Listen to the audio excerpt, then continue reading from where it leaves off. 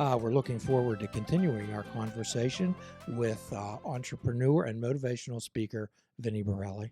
Well, we often talk about, when I ask Vinnie, I say, tell me what your conception of a comfort zone is. And they think, oh, it's a really good place where you sit and detox. And I said, nothing, no growth take place in a comfort zone. I said, you've heard the phrase, think outside the box, push the envelope. I said, here's my job with you. Because when I'm doing the therapy thing, I'm not running the friendship club. Okay. They didn't come in for me to hold their hand. I always tell people I'll never give you any sympathy. Sympathy kills people, Vinny. I love it. All I'd be doing is participating in their misery. Sure. I'll give you all the encouragement and support, but we have to identify what that comfort zone is made of, what those bonds and barriers are. And I try to get people so frustrated. Everybody's like a balloon with an infinite capacity for expansion, Vinny. And I get them so frustrated in thinking that they push out against those bonds. And sometimes they're depression, anxiety, drugs, alcohol, relationships. Most people are in relationships, Vinny, not because they're comfortable, it's because they're familiar. Right. I love that what you said there with your comfort zone. Because I always say, and I think we speak the same language on that, because if you're in your comfort zone, then you won't expand and do anything. You're complacent. To be stretched. And that's what made me get better. I want to put myself in some uncomfortable situation every day. Whether it's I read about 5-6 books, a chapter out of each one every morning from 5:30 to 7:30 if I can make it through them. If not, at least a couple of them. And some of the books are just off the wall. Like I'm reading a Celtic book, the Anum Christi, I think it's called, and no relevance to business, no relevance to prosperity on money or motivation. It just stretches me. It's uncomfortable. Like you said, the Marcus Aurelius stuff. Very uncomfortable, but why am I reading it? It stretches you. If you're not stretched, then you're not growing. Vinny, we live in a world where we're taught that we shouldn't expect any discomfort. Right. If you have any discomfort, then, you need to do something. You need to get a procedure. Run. You need to take a pill. You need to do this. So people always come to me and they say, I'm trying to stop smoking. I said, well, good luck. I said, here's how you stop smoking. Stop smoking, say you don't smoke anymore, and expect discomfort. Right. And I love that because a lot of people say, well, I'm a smoker. Well, then you'll continue to be a smoker. That's correct. Like you said, make the statement, put it out there, and live with it and manifest that I am not a smoker. How about trying that? I am not a smoker. I do not smoke. I do not smoke. So you talked about what you resist persists. Talk about that. Sure. So people resist, again, it goes back to the growth and getting better and self-development. So people resist that change. Everyone's afraid of failure. And on the other side of failure and pain, usually you can grow through it. And there's something on the other side, whether it's success, happiness. And one of the things I talk about is mastering your motives. What is your motive? If you're resisting changing being comfortable in your relationship, if you're resisting that, then it'll just persist at the next person you meet. If you do ever get out of that toxic, negative, sometimes condescending on both parties relationship, then you're just going to find another one if you ever get out of that one. So you're resisting really being happy and finding the person you love, finding the people stay in jobs that they hate. Like, well, if you hate it, quit. I'd rather work at Starbucks as a barista than be unhappy in a corporate America job. But people won't do that. They resist that change, and it's all about making a difference. Some people just don't want to do something different. So, and it'll persist. It won't change. Well, generally, I tell people they're not trees. They can move. Right. But people fear change, Vinny. I'm Absolutely. sure that you've encountered that everywhere. Yes. And I was afraid too. So a lot of these things that, I preach about, again, that's where some of the jealousy comes from and the animosity. Like, well, how did you do it? Because I've been through all these. These aren't things I learned. We didn't learn this in school. They don't teach you that. High school, our priests, our college professors, they don't teach you that. That's something you have to embrace and do on your own. So I've been through it. That's why I could speak it, because I walk the walk, not only talk the talk. One of the things that you talk about in the early part of it was in the introduction you were talking about, it's a common myth and misconception that the only way to success is through getting a college degree. That's right. And, I am pro-education, but, you don't need it. 50 Cent is one of the people that I remember his comments that they said, do you have a master's or a PhD? He said, no, but the people that work for me do. And the reason why I love that so much is because people said, well, you didn't get your master's. Well, I could have. I chose not to because it wasn't rewarding for me. I like the way you're talking, Vinny. Oh, thank you. It wasn't the academic path really wasn't for me. I got it, and I'm happy I did. But in retrospect, the money people and today with the inflated costs of education, if you're not going to be specialized and you want to be, let's say, a lawyer, then going to law school isn't the right path. But so many of us go, like, if I could go back, I'd start at community college, find my foundation, find what I was passionate about, and pursue it. You don't need to be, you could still be, if wealth is what you want, you could still be wealthy through other avenues, through other, ventures other than education. That's all. I always ask people what the return on the investment is. Not necessarily a financial return, but the return in happiness, the return in serenity. What are you getting out of this relationship? Are you working harder at this relationship than they are? What type of return are you getting? And that I like that. I like that an awful lot. So there was two particular events in this book, besides many of them, that I found compelling to me that I starred. And one was your sister Gina, and the other one was you met Nicole. Yes, absolutely. Nicole really changed my life, and I put it in the back there as one of the blessings I had. And even at my wedding, I said, she was my angel, my foundation. And I've been through a previous marriage, been through relationships that were rocky and nasty, God at best. And excuse me, finding Nicole, she changed my mind because she didn't care, what I did, what I drove, what my career was, how much money I made. She loved me and fell in love for me, and it was a very, very bad start. Our first date, she was on her phone, and I said, "Check, please," and she's like, "You check, please, me." So it started out really bad, but it was about that focus. And then when I finally got, she had walls up, she had armor up. When I finally pierced the armor, Yeah. I realized that she was just a solid, again, genuine, authentic What woman. attracted you to her? Well, first her looks, of course, because I didn't I'm know her. glad you said that. I can't blow smoke. I thought she was the most beautiful one I ever saw when I saw her in a dark bar. I could barely see her, and when I did see her, I'm like, wow, I got to talk to this woman. Then after that, it was really the challenge at first. I've never met someone who was so resistant to allowing me, because I'm very intense, intentional, and persistent. Right, I'm very deliberate on what I do, and so I remember sitting and staring at her talk and not looking at anything else in the room and no distractions. I was laser focused. And so she hated that. Like, why are you staring at me? Why are you looking at me this way? Are you weird? Are you a freak? And I was just determined and I was focused. I didn't care what was going on in the background, where I've been on a lot of dates previously that the woman was talking to me, but yet, if some guy walked in the room, I'm in a mid sentence and they would look to the surroundings and distracted. So then we just built a foundation. My foundation starts with Nicole. I wake up every day and she always says, you wake up every day ready to take on the world, even if you have a pounding headache or if it's raining out or if it's snowing out, it doesn't matter. You're ready to take on the world. So now she knows me and our relationship's just sound. It's solid. So usually what I ask people, Vinny, I say, after the lust phase is over, what kept you with her? It's I guess, really the consistent life that we live. We're very consistent on our, unconditional, the agape love, very unconditional. She always says, I'd live in a box with you. I don't care about all this. Why are you doing this? And I said, I feel that I've been called to do this, becoming an ordained minister, doing this business that I want to help people cope and get through the grieving process. I feel, I don't get accolades and stuff for that. Helping like you do to inspire people and to make a change in life for the better. I'm not looking for trophies or plaques that our companies give us, the President's Club awards that I've received.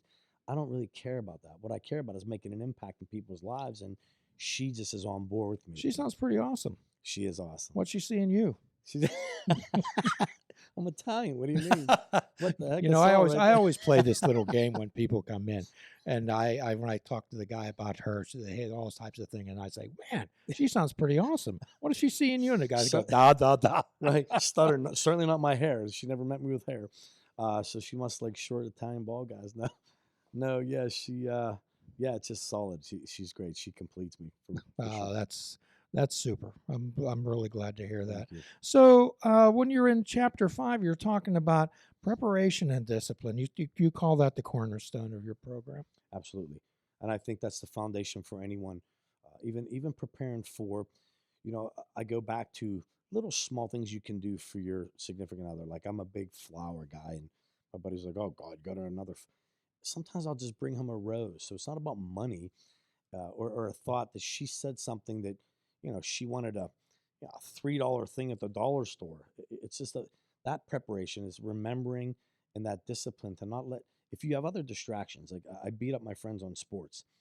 I say that you know the stats of Ben Roethlisberger when he was quarterback or Sidney Crosby, but yet you missed your anniversary with your wife. So you're living, well, I used to take her to dinner all the time. That's key word right there, used to.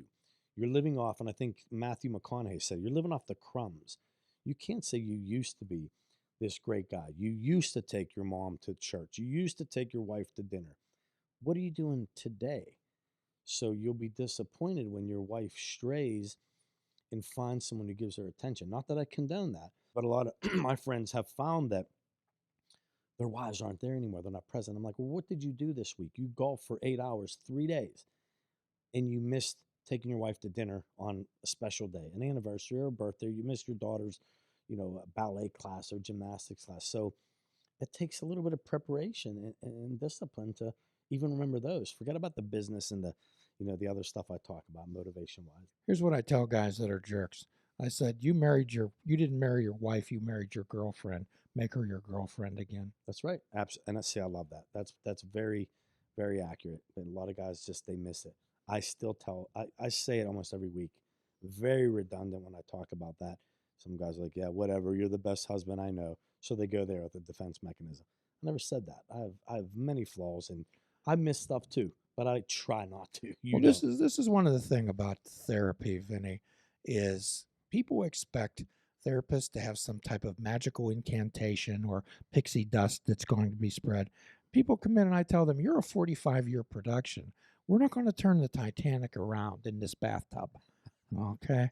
And the rewards that you're going to have, they are going to be incremental, and you're going to get terribly frustrated with me, and I hope you do because it shows me you're trying. Right. That's true. You can't say it any better than that. So you talked about the generation why not. I want to hear about that. Yeah, I thought of that because there's Generation X or all that not really relevant. Who cares? In my mind, Generation Why Not is why not pursue these things. The kids come out today.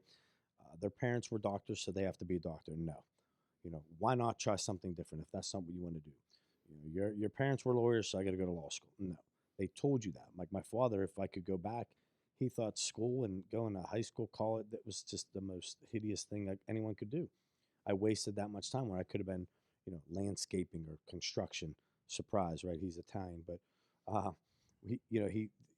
I just think people don't question themselves. Like, why not try this? Why not pursue being an entrepreneur? You can always go back to college, and I love kids that take a year off to find themselves. Well, you just lost a year to travel. I get it, to explore the world, but why not work during the summer, make some money when you're deciding what you want to do? You may find that you want to be the owner of Kennywood if you work at Kennywood for your summer job.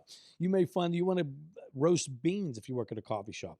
So Generation Why Not is really, why not pursue something, find yourself in what you love, find out who you are, what you want to do, and just how you're going to do it, period.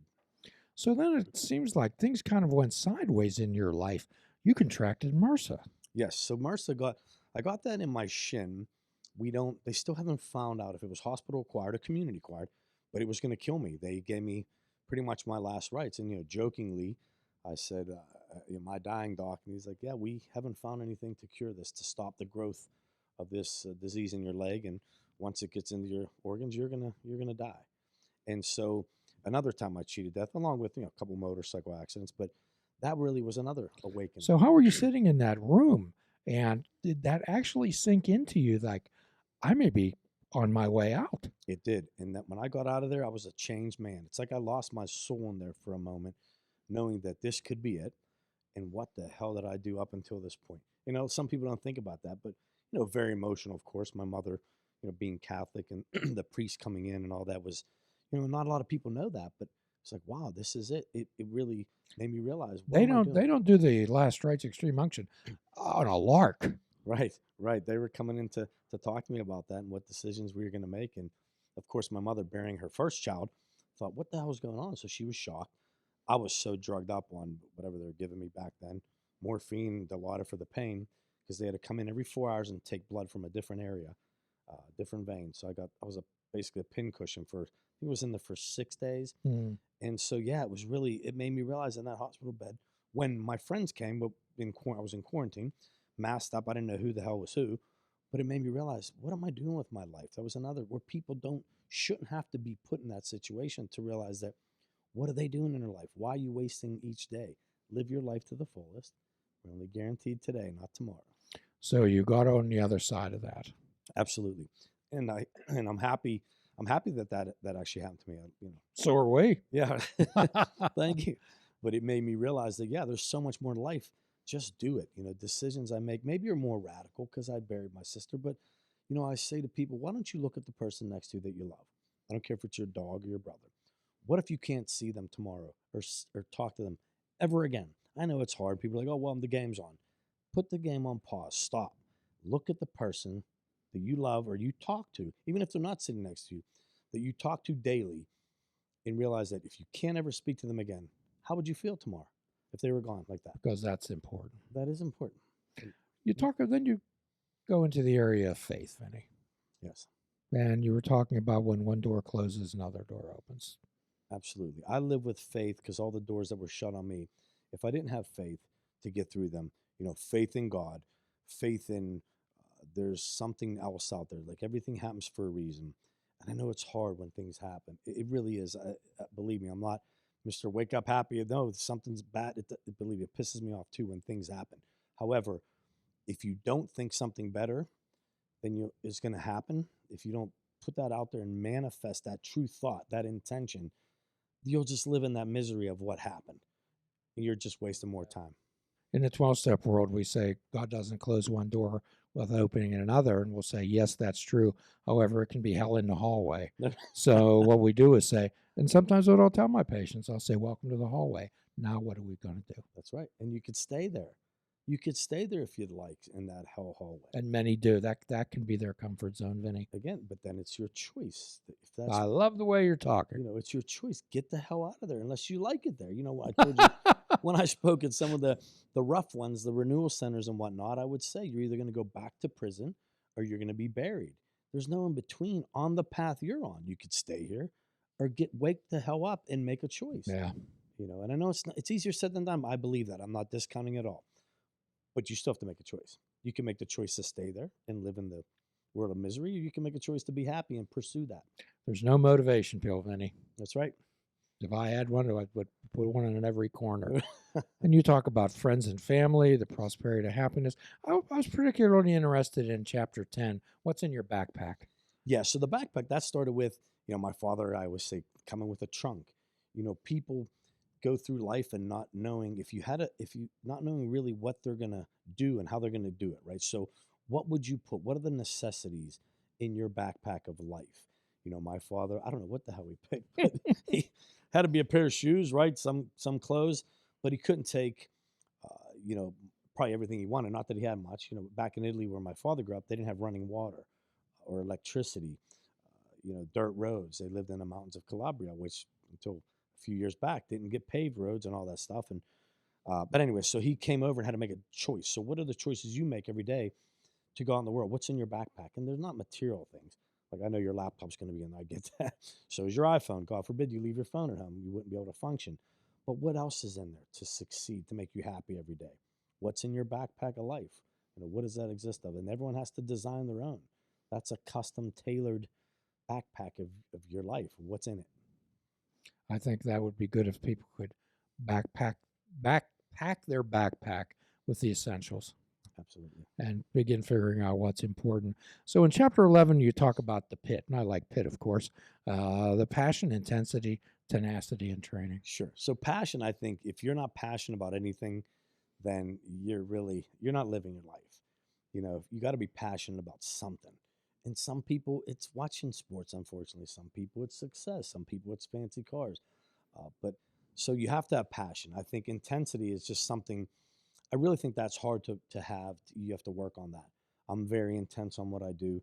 A lot of people say that when I talk to you, seem intense. You always seem like no, I'm the happiest guy in the world. I'm always happy. When I'm on a mission to do something, I'm very, very precise on what I want to do. So that's where the intensity comes from. The training and tenacity, you have to be tenacious. You just do. And without training, you're not going to get anywhere. If you think you're going to be successful or be where you want to be, and you think it's going to be easy without the tenacity and training, you're not going to get anywhere. And it just happened to be PITT that I loved, and we're in Pittsburgh, so Of course. get in the pit, get in the pit, or get the hell out. Yes. So, Vinnie, you're a delightful guy. I'm so Thank glad you. that you got connected with us. So, for those of you who may be interested in this program, interested in maybe contacting Vinnie, how do they do that? Sure. So VinnieBorelli.com. I'm on Facebook every Sunday night, Monday night. So it's VB Motivate Me, which is my email, VBMotivateMe at VinnieBorelli.com. But then you could just go right to my website, Vinnie Borelli, and all the information's there. Okay. And what can they expect when they get there, Vinnie? Sure. They can expect events coming up. I'm going to be doing a lot more active speaking, inspirational, motivational speaking to hopefully college and high school students. But if nothing else, a lot of the Chamber of Commerce's, I've been honored. They've asked me to go to, to give them a little bit of an injection, I guess, of some contagious energy, and hopefully you'll see me a lot more. Well, your energy is contagious, Vinnie. Thank you. Absolutely I'm delightful. honored. Do you have any parting thoughts for our friends? No, I'm just honored that you guys have me on the show. I really am. It's been a pleasure, Jim, talking to you. And, I thank the Jago folks for connecting us, and I hope to work with you more often. Absolutely. I think that would be great. So, Vinnie, at the end of every podcast, we offer a free prescription. Fruits, nuts, and vegetables. Unplug your television and take up fishing. And for a truly mindful experience, we suggest that you fish without bait. Forgive yourself and forgive another. Do a kindness for yourself and do a kindness for another. Till all are free, none are free. Namaste, my friends. Please check out our website at fishingwithoutbait.com, where you can listen to the show, comment on our discussions, and find out where you can subscribe to our podcast. If you're interested in flying the colors of Fishing Without Bait, click the shop icon on our website. We have clothing, mugs, cell phone cases, and so much more. Show the world that you fish without bait. This show is a member of the Sorgatron Media Podcast Network. Find out more at sorgatronmedia.com.